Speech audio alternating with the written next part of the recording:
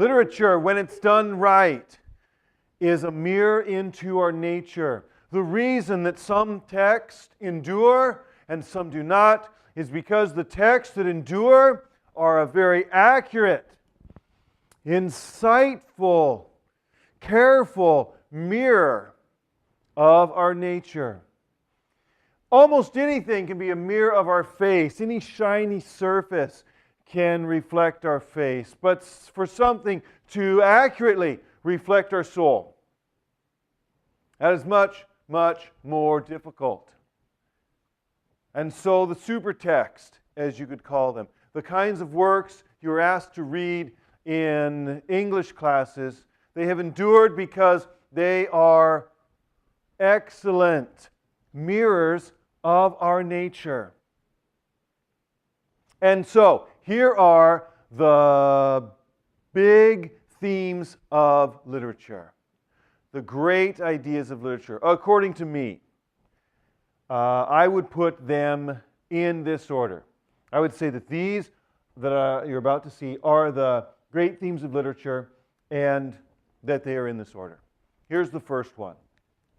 The first one is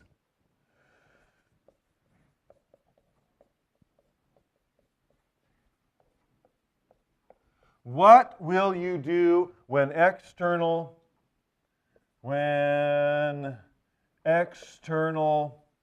forces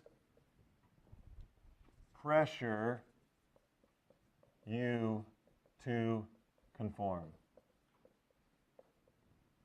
That is the question of literature. Every single book in our library has at its heart that question.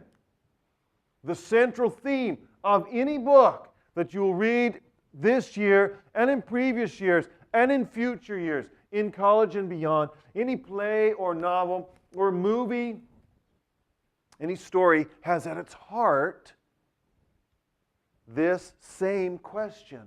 Not just in the periphery, not just mentioned in one scene, or we could find it there at the end if we really look for it, but at its heart, they all have this same question.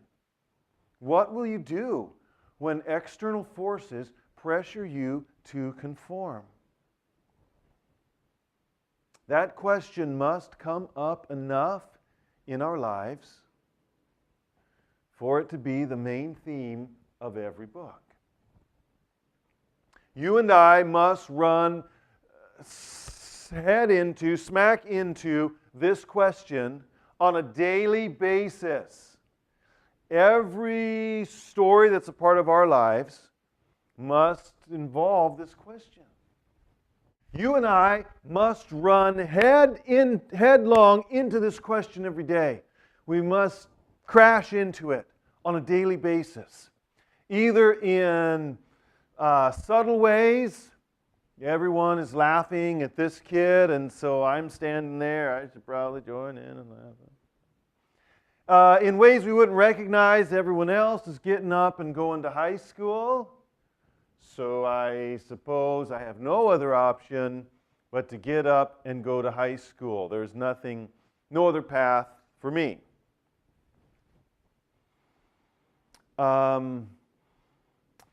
We must apparently, you and I run into this question in individual circumstances where we probably could, individual situations where we probably could identify it. And also, I wonder if the question also just doesn't pervade over our entire days, over entire years, over entire experiences, perhaps over an entire life, and just have permeated so deeply into everything that we don't recognize it, and yet we constantly are experiencing it, constantly feeling and possibly succumbing to external pressure to conform. That is the question, the big question of literature. What will you do when external forces pressure you to conform?